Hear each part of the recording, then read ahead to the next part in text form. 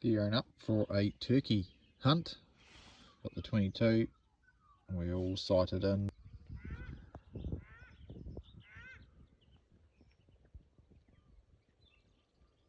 Located some turkeys.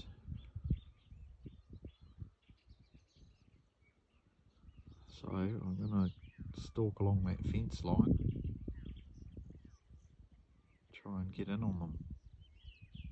Right guys, I'm just getting prepped for the turkey hunt using 22 CCI 22 LR. These are some of the best or most consistent 22 rounds that I've ever used in terms of accuracy, and have had next to no misfires at all. So yeah, Velocitor 40 grain 1435 feet per second, those are my go-to. I'm using a BR&O, so it's a Czechoslovakian made 22 bolt action, 5 rounds. So yeah, 5 round mag, got to make your shots count, which makes it a bit more exciting. On top of the rifle, I've got a 4-12 times Terra 3X, so it's a Zeiss, very nice scope for a 22. So yeah, Czechoslovakian made. This one here is actually made in 1958, so it is a machine. It is very, very accurate. Obviously you can use it with your blade sights if you wanted to, but I've chosen to put a scope on there. Everything's quite close fitting, but we've got enough space to work everything. But yeah, the kids use this as well, so that's why I put the scope on it. It's a little bit easier than having to line up the rear sight with the front sight. Just allows them to get onto the target a lot easier. So yeah, I've also got, as you guys can see, the bipod on the front there. Gives us a bit more stability, but nice compact rifle, nice scope, and as I said, 5 rounds bolt action. Here's our turkey, gobbling away on the grass.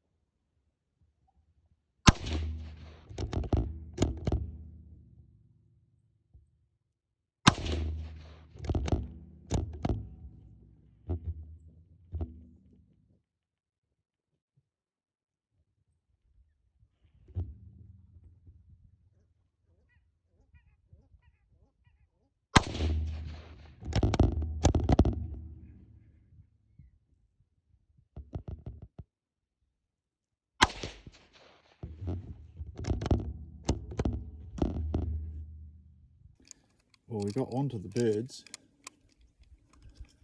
I put 3 down. Quite a strange behaviour. So I shot that first one, and then about a minute later the turkeys, or 3 of them, came back and started pecking at the one I just shot. So while they were milling around, I shot 2 of the ones that came over. But I've never seen that type of behaviour before, but yeah, they were pecking the heck out of that thing. Anyway, so just reloading. We'll see if I can find the rest of the pack and try and take a couple more. In July at the moment, so apparently the turkey are actually quite good eating at this time of the year. So we've got another 5 rounds to send down the line. We'll try and go and find the rest of this mob. Okay, well, I got 1 out of that little mob, but yeah, they're on the move, so I need to keep moving too. Well, they've taken me through a gully here, and I managed to shoot 2.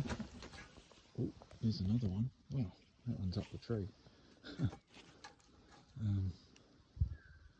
would not have guessed that, but so I've shot 2 out of here. I'm not going to shoot this one, of course, because it's in the tree. Can't see what's behind it. Well, there's a couple, guys. Got incredible feathers. Very, very good for tying fishing flies. These ones on here, especially. Got the nice white tips. And then over here, these are some of the nice quills that you can use on your dry flies, or your wet flies, whatever ones you want to do. And then down through here, make really good lures. So yeah, if you do shoot some turkeys, ask around and see who may want some feathers, because as I said, for fly tying you can get a whole bunch of feathers off one bird. This feathering on the inside here, this is really good for tying wet flies or little lures, because of that that motion you can see, even with a bit of breeze on it. It really gives a nice lifelike motion in the water when you're retrieving little lures, like little woolly buggers, those types of flies. So yeah, one bird, you can get heaps of variation off it. This stuff around the neck, you can see the colours and the different lights.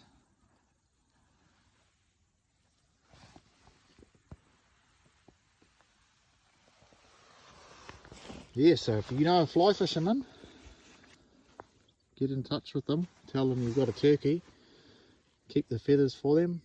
You can put them into glad bags or whatever you like.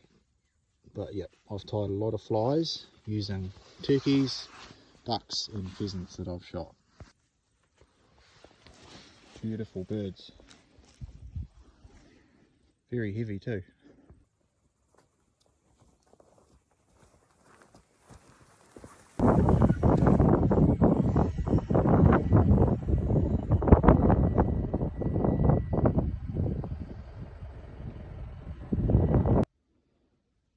Okay, so when you're setting it up to pluck, obviously you've got both breasts, and then down the middle here, I find it easiest.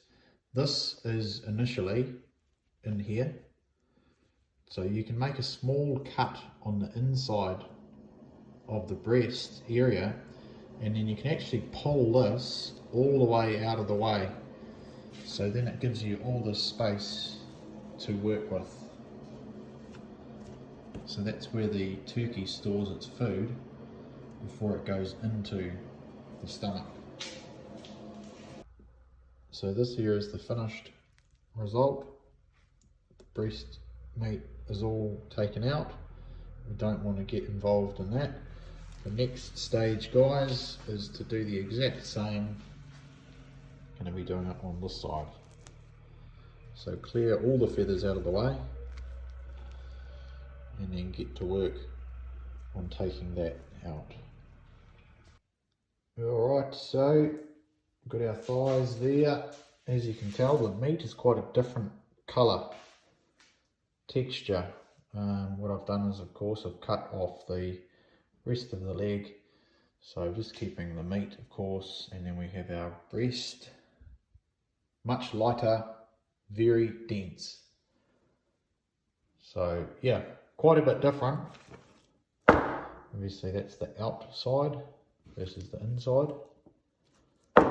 A lot of meat on there, just, you know, size of my hand, much larger than that. So when you are doing your turkeys, and it takes literally 30 seconds to take a back leg off. Take the legs off, take the breast meat off. Gonna let it just cool, set, put it in the fridge, and then vacuum seal. So that is a lot of turkey breast. And then you've got this beautiful turkey hindquarters, turkey thigh. Quality in there. See that fat, really lean as well. Got some quality meals on the way. We have our goat, guys. So while I was out shooting these turkeys, I came across two goats. Billy goat and then the nanny. So I've got some beautiful conditioned goat meat here. Check out the fat content on that nanny. That's the nanny's shoulder meat there. That is epic. This is trim and back steaks. So pretty good going. Gonna make some delicious meals.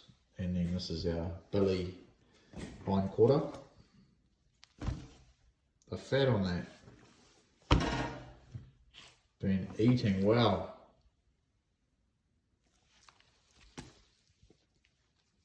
Fantastic. And then there's your shoulder meat from the Billy. That is going to be some incredible chewing, guys. Boom. Wow. That is something. Okay, so here's a quick overview of the gatherings. I've just finished the butchery session now. All right, so that is our goat, all bagged, tagged, good to go in the freezer. A lot of meat off this goat, as you guys can see.